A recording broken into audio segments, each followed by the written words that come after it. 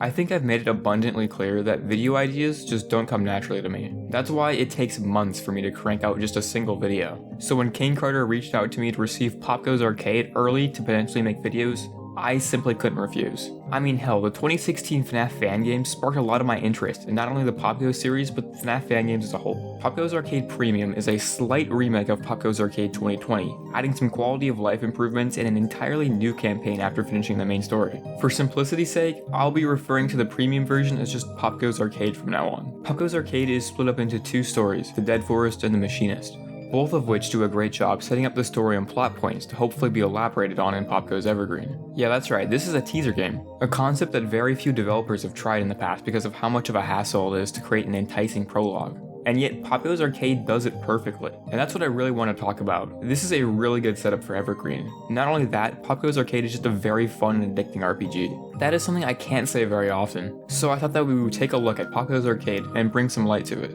as this is an official Fanverse release. The Dead Forest is the first of the two campaigns and serves as an introduction to the titular cast and settings. The name of the Dead Forest is also the major plot point, as the northmost forest is, well, dead. However, when you go to investigate, you find that the main gate is locked, and the only way to obtain entrance is by collecting 3 keys. So after a bit of dialogue, you are prompted to the West Forest, which is the first of the 3 forests in POPGOES Arcade. As soon as you enter, you are prone to random enemy encounters. These are your typical RPG-style fights, but their presentation almost feels new in a sense. It's super uncanny. In a good way, of course. I really don't know how to describe it. The fighting system itself is pretty simple at first, as there are only 3 options. This low amount of choice will get absolutely destroyed later on. As simple as it is, fighting actually feels really satisfying and decently fun once you get better at it. The enemies, however, are probably the coolest part of it all. In each of the 3 forests, there are 3 different types of enemies that can spawn. A common low strength, an uncommon medium strength, and a rare high strength. This adds a very nice dynamic to fighting, as you won't know which enemy you're going to encounter. I'm pretty sure this is common for most RPGs, but I don't play many of those, so this is all incredibly innovative to me. The enemies themselves are actual inhabitants of each of the forests, which I thought was an awesome detail. Speaking to a few of the NPCs along the way will hint at there being giant beams of light in the sky. These are what are being used to make everyone corrupt. I really like that detail, and it makes the story seem more grounded. After following the trail in the West Forest all the way to the end, you will finally encounter the boss of the forest. Corrupt Chica is the first of the few boss fights in the Dead Forest. However, she has a special ability unique to her. Every 3 turns, she can use her jump ability to completely negate any incoming attack. It's a nice extra challenge on top of the fight. If you've managed to defeat Chica, she'll give you one of the 3 keys for the North Forest Gate. Next up is the South Forest, and it basically functions the same as the West Forest. Make your way through the path into the boss area where you'll encounter the next big enemy. And let me just preface this fight by saying this is the point in the game where I went to go farm coins for upgrades. This fight kicked my ass so badly, and it was all down to Foxy's special ability. His hook attack lets him do 3 times the amount of his normal attack damage, all in one hit. It took me nearly a half hour of grinding to finally squeak by his fight, but just barely. With 2 of the 3 keys collected, all that's left is for the East Forest. And hey, with movie magic, I'm already at the boss. Bonnie's fight wasn't too difficult. His special ability being Dig did change the playing field a couple times, as it allowed Bonnie to pull a random healing item out of the ground. But other than that, not much to write home about. With all 3 keys collected, the gate opens and we're free to roam the North Forest. The main path leads to a castle where the supposed culprit of the corruption resides. However, a corrupted balloon boy blocks the entrance. He challenges you to a fight, and after about 2 turns you win, because this fight was just super easy. Apparently, in beating Balloon Boy, you also freed him of his corruption. With that minor hiccup out of the way, you proceed to the castle entrance, only to find that there are 3 more keys. So this means backtracking through each and every forest to fight Chica, Foxy, and Bonnie yet again. Their fights are almost identical, except for the fact that they have a slight health and damage increase. However, once you defeat each enemy, you are able to unlock their ability. You remember a couple minutes ago when I said that the amount of options during enemy encounters was about to be destroyed later on? Yeah, this is how. Fully unlocking each upgrade gives you 6 total options to choose from during battle, which is pretty insane for an RPG. The way you upgrade this ability is through a skill tree in the Forest Inn. The upgrades themselves can be unlocked through emerald coins scattered throughout the map. The concept of you having your reward be progressive is really neat, and I think a lot better than just straight up giving you the upgrade. Okay, this is the point where I spoil the ending for the Dead Forest, so if that isn't your thing, skip to this point. So once you have everything and you make your way to the castle, the doors finally give way and you can explore what's inside. The castle itself is just like the prior forests. Make your way along the path where you'll finally meet the king. Freddy is the cause of the corruption and believes that life itself is just kinda mid, so he kills off the North Forest. Freddy's fight itself was actually a moderate challenge, even with maxed out upgrades. Freddy's ability, that being his giant scythe, can deal damage even through shield, essentially Foxy's hook on crack. After about 38.5 turns, it's all over. You've defeated King Freddy. And in doing so, he gives an incredibly interesting monologue. Like, it goes way deeper than it needs to for a FNaF fan game. It's great, I love it. After that, you've done it. You've completed the first of the 2 stories. The Dead Forest is a really intriguing start to POPGOES Arcade. I think it's safe to say that it has a lot of things going for it. I made an effort to leave as much optional content out of my review as possible, as you wouldn't have any reason to go play for yourself. Like, there is an extra hour's worth of content that I just haven't mentioned. With all that out of the way, let's move on to the Machinist.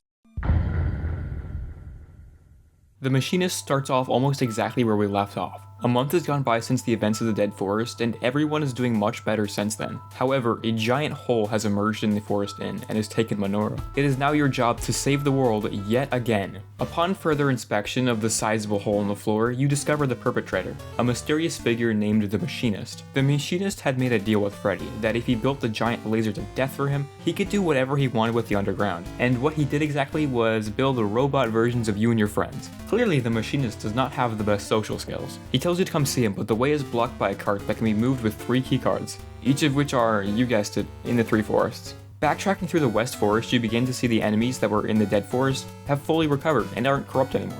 Instead, the main enemies are the aforementioned robot versions of the POPGOES crew, with each forest getting progressively stronger. And even still, these guys were just too easy if you knew what you're doing. Yes, there still was a phase at the beginning where I would get my ass kicked every fight, until I upgraded, but then after that, every encounter with these guys was already over before it started. The new hook ability was incredibly powerful, even at its lowest damage. But other than that, the combat still feels incredibly smooth and responsive here, even with a couple of new mechanic additions. The first of which only occurs with the new charged robots that can be found in the underground sections. They're your standard robots, but they have a little bit more health and can deal a little bit more damage. However, they have an extra trick up their metal sleeves. They can occasionally form a shield, negating any damage that they would normally take. This mechanic isn't very challenging, but it's nice to see some more things to worry about while fighting.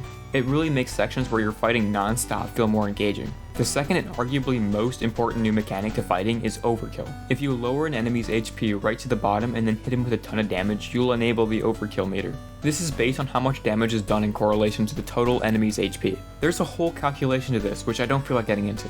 Now you may be asking, why would you ever do this? Isn't it just a waste of time and resources if you have to be worrying about this on top of winning the fight to begin with?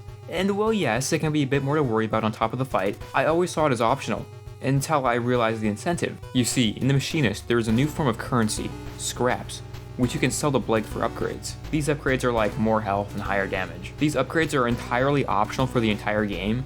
However, in the later stages, I found that upgrading to max health and damage was a necessity. While yes, there are some scraps laid out around the map, it's way more efficient to farm scrap from enemy encounters. After making your way underground the West Forest, you'll reach the first boss encounter of the Machinist, Rusty Chica. Rusty Chica still has her signature jump ability, and just like both of her fights in the Dead Forest, this one was extremely easy. With one of the 3 keycards acquired, the Machinist congratulates you for your hard work and prompts you towards the South Forest. The same as before occurs here, make your way underground and fight Robot Foxy. It should be pretty easy. Yeah, this fight took me over 30 minutes to beat, it's not that easy. This is at that point in the game where I farmed scrap for over an hour just to be able to survive one of his attacks. Yeah, I was ultimately better off getting ahead on my attack and health, but I really shouldn't have to do that over a single difficulty spike. But when I actually did beat Robot Foxy, the feeling of relief was incredible. With 2 keycards acquired, it was time to enter the East Forest for the final time. Upon entering, the enemies have been swapped again, but to their final most challenging form, which really isn't all that challenging if you've already maxed out your stats. Same formula as before, make your way to the giant hole, venture through the underground, and find the boss. Pristine Bonnie is one really easy but ultimately satisfying fight. I've heard from other people how much they've despised this fight for how annoying it is, but I've never ran into that issue. So as far as I'm aware, they're lying. Alright, this is the point where we enter spoiler territory, so if that's not your thing or you just haven't played it yet, you know the drill, skip to this part. With all 3 keycards, you can finally move the minecart out of the way and find the Machinist. After a short walk, he finally reveals himself. Morse the Mole, the scrapped POPGOES character, is the Machinist. I really like the way he's introduced and ultimately revealed as a character who didn't seem to fit in with the others. Albeit, Morse was easily the most common guess as to who the Machinist was, but even so, I don't mind it all that much as the reveal is played out really well here, and is totally probable given the context. Morse only has 1200 health, and when he gets low, he just takes a breather. In his place, he brings out a robot version of Menorah, which I thought was really cool to see. After defeating both Robot Menorah and Morse himself, he finally gives a final monologue of defeat, and vanishes. Then that's it, you've beaten the Machinist. Just like the Dead Forest, there is quite a bit of post-game content that I'm not going into, as if I did, you wouldn't have any reason to play the game yourself.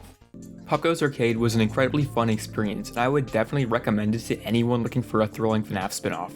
Not to mention, these graphics are actually incredible. I know I didn't say that much or at all during my review, but it's really hard to emphasize how much of an improvement they are over POPGOES Arcade 2020, and definitely so over POPGOES Arcade 2016. POPGOES Arcade is a must-play for anyone semi-interested in the POPGOES series or in FNaF in general. There is just so much content here for the price, and I honestly think you'd all love it. Thanks again to Kane Carter and the team, not only for letting me play early, but being super helpful while writing this video. Alright, that's it from me. Go play POPGOES Arcade.